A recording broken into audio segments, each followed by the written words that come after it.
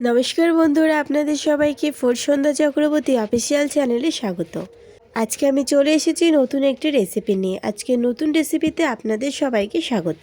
শীতকাল মানেই বাঙালির পাতে ধনেপাতা থাকবে। ধনেপাতা দিয়ে একটি রেসিপি আমি আপনাদের সাথে আজকে শেয়ার করব।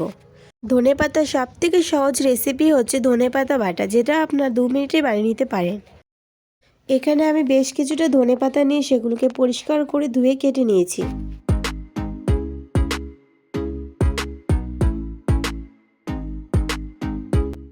ঝালের জন্য এখানে আমি নিয়েছি 4টে কাঁচা লঙ্কা আর 3 থেকে 4 কোয়া রসুন।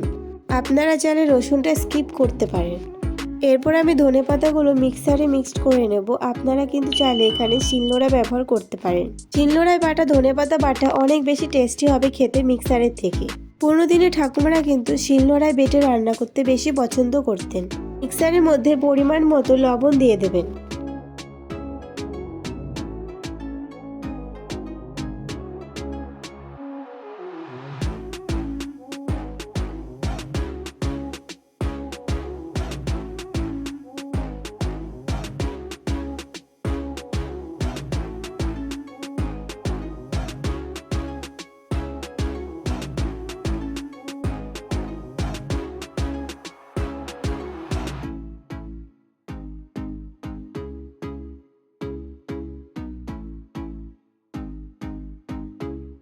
তৈরি হয়ে গেল টেস্টি ধনেপাতা বাটা। আজকের ভিডিওটা যদি ভালো লেগে থাকে তাহলে ভিডিওটি একটি লাইক করে পাশে থাকবেন।